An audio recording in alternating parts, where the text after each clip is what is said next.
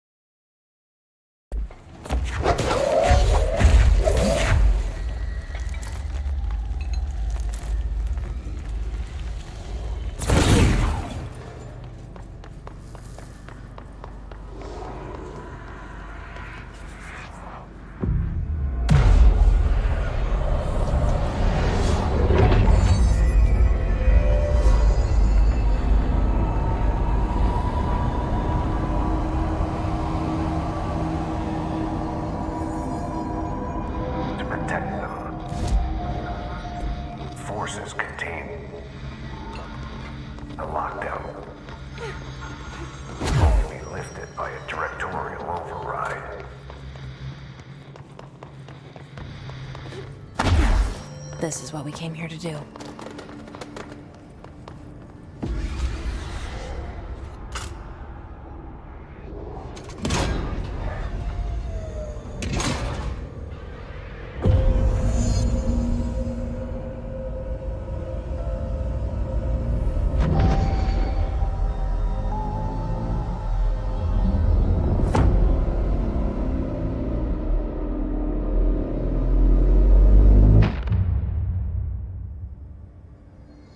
That's it.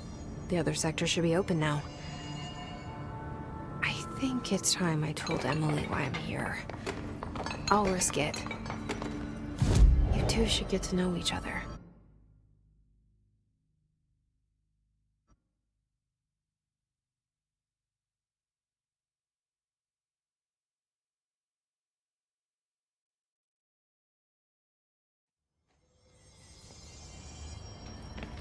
A lot of these questions have been answered by lives. Jesse, you made it!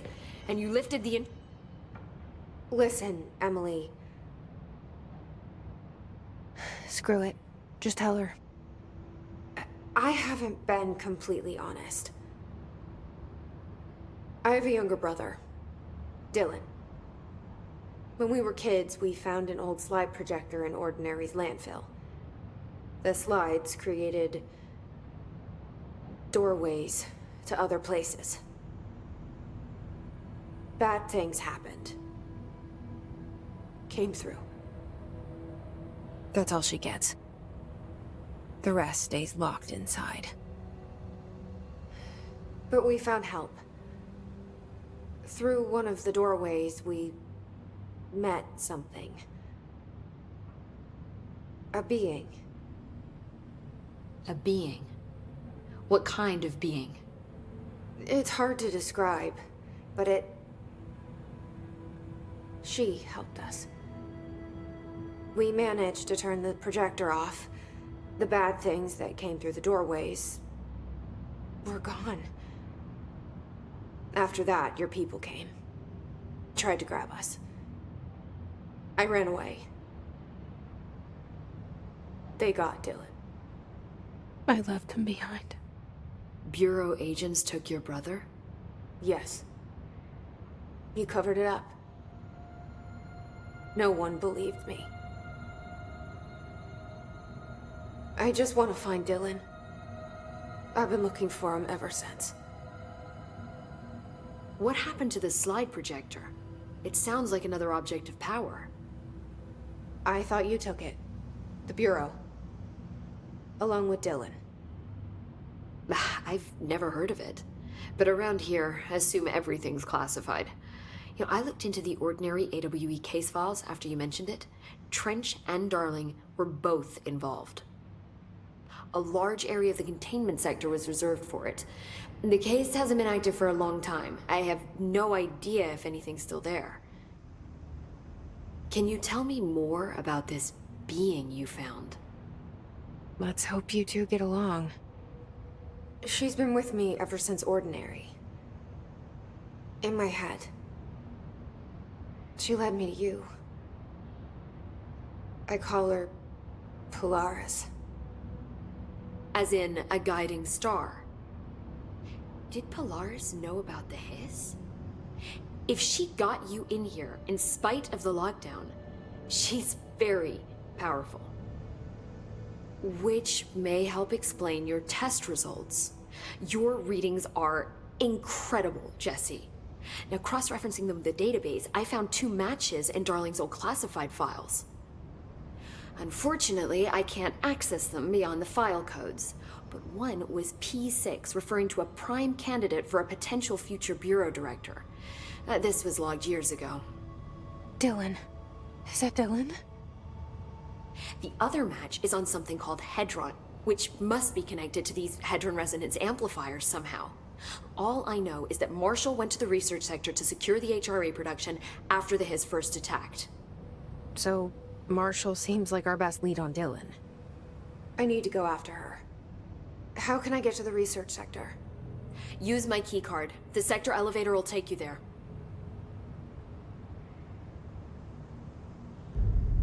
Marshall is the next step. What Emily told me about Ordinary, my powers being connected to things in the Bureau's past. I am so close to something. Do you feel it? Something's coming. We take turns to come for a visit. I helped you. You owe me now. And when time comes, I will come calling.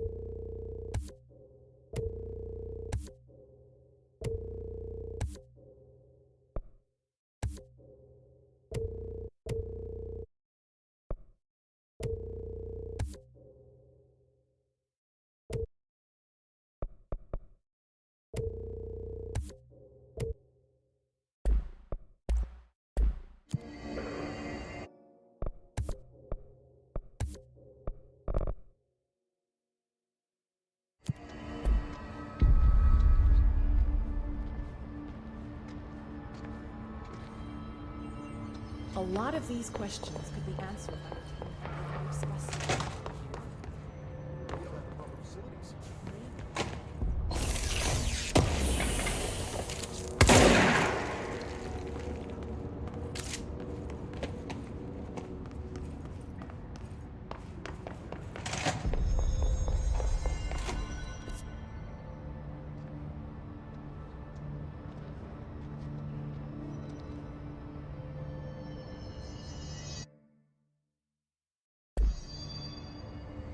See the connection, but it's clearly interdependent.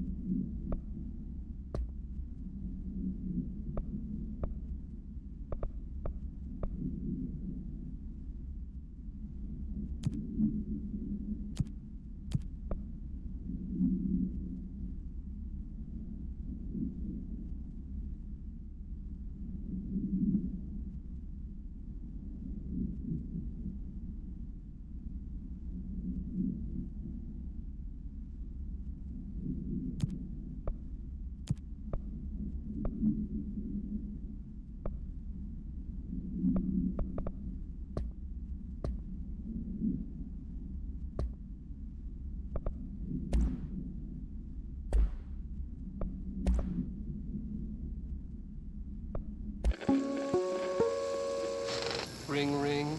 It's Dr. Darling calling. In 1978, a comms department intern heard the hotline ring and picked it up, going against every safety protocol in the manual. She never recovered. And the handful of witnesses required extensive memory repression therapy. It is a phone. It's an object of power. It doesn't connect to any typical network. A direct line to the astral plane and the board. And my hypothesis is, under the right conditions, to other planes of existence as well. Our very own Ouija board. Only the director can answer it safely, and what he hears is kept classified.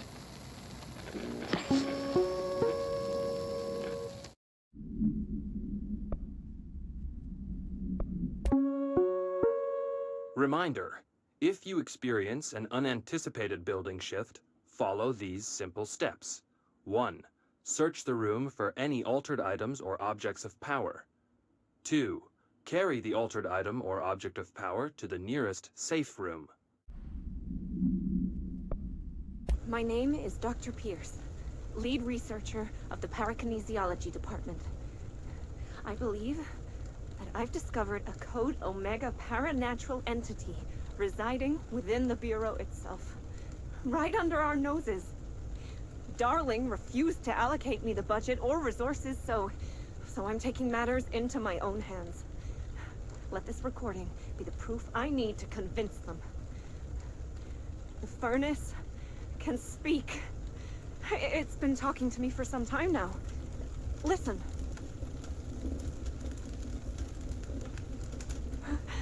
Did you hear that? It's a sentient force, capable of communicating.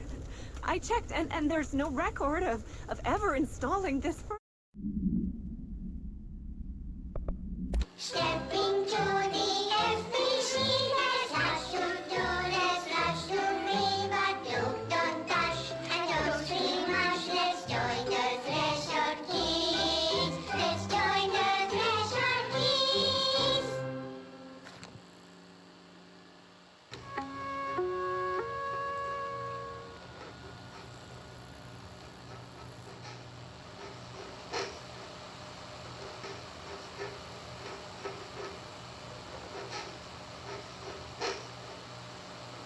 Hey, Meg! What are you drawing? I'm drawing a dog! I'm drawing the pyramid.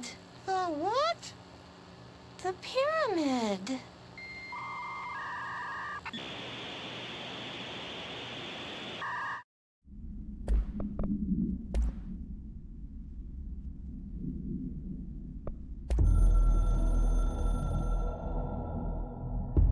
So much is expected from the director.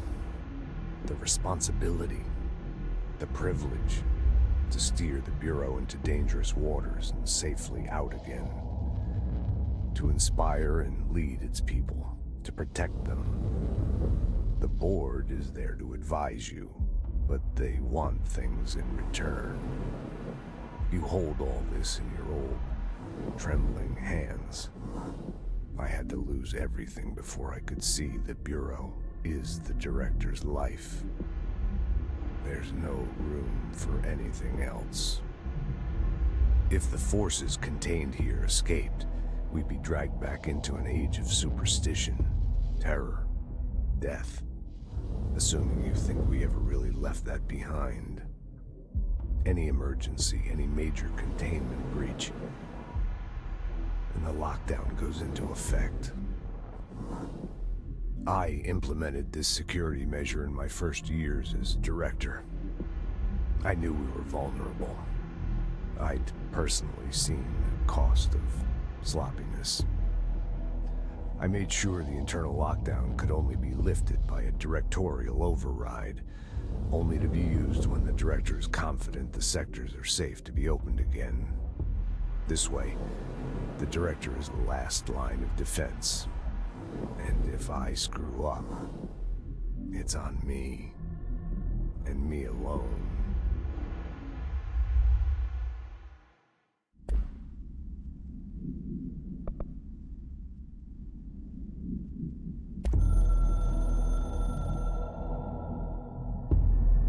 Northmoor was director before me. I never wanted his job. I never wanted power. I purposefully avoided it, didn't trust it, didn't want to rely on it. Northmoor was all about power. A man like an explosion, hungry for authority, for order, for more, until it was too much. I had to find a solution in the end, contain the situation. Northmoor never liked me, but he went along with it, to his credit. He didn't really have a choice. I suppose at the end of the day, a director's most basic duty is to keep the lights on. Here's to you, Northmoor. There were no prime candidates waiting in the wings, but I was there. Had been the whole time, keeping my head down, working my ass off. I had nothing to lose. I picked up the gun almost on a dare.